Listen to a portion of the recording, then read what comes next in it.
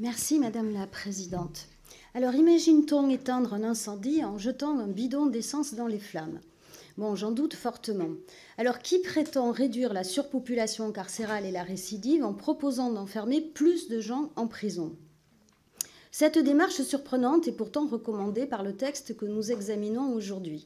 Qu'on me permette de rappeler quelques évidences, car certains retournent le sens commun des mots pour fuir le réel qui leur est insupportable. Ce réel, vous le connaissez bien puisque vous en êtes comptable. Ce monde réel est celui d'un système carcéral français qui demeure une véritable honte pour la République. Le 1er novembre 2024, la surpopulation carcérale a dépassé le seuil historique des 80 000 personnes détenues.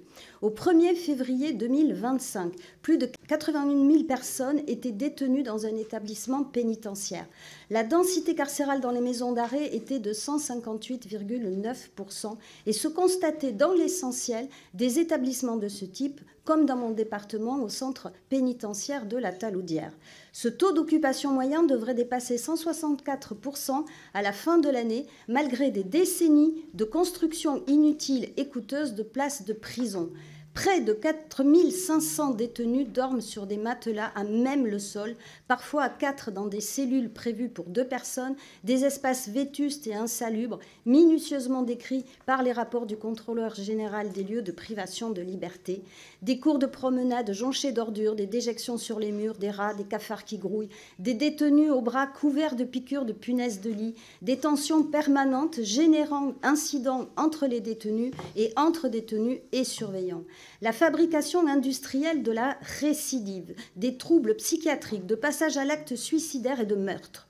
Face à cette situation intenable, l'administration pénitentiaire est submergée par le flot continu de personnes détenues. À Nîmes, où la densité carcérale atteint 241%, elle demande aux magistrats de ne plus incarcérer dans ces établissements saturés, sous peine de faire exploser de véritables cocottes minutes. Voilà la situation carcérale telle qu'elle est, et non pas telle que M. Darmanin aime la maquiller. 30 ans de populisme pénal et de politique carcérale absurde nous contemplent. Le nombre de détenus et la durée moyenne d'incarcération a doublé en quelques décennies. En 50 ans, elle est passée de 4,9 mois en 1970 à 10,3 mois en 2024. La réalité, chers collègues, c'est qu'entre 2019 et 2022, le quantum des peines prononcées a augmenté de 11%, pendant que des menteurs et des inconséquents martèlent que la justice est laxiste.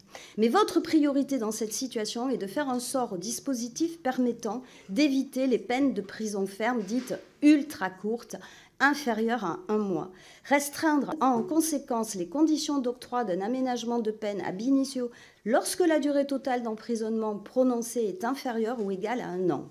Vanter les mérites des courtes peines qui sont par nature désocialisantes et pourvoyeuses de récidive. Exiger l'application du principe d'individualisation de la peine quand, à l'occasion de la même niche parlementaire, vous osez proposer de rétablir les peines planchers automatiques pour lutter prétendument contre la récidive. Votre PPL est un véritable chef-d'œuvre d'humour noir.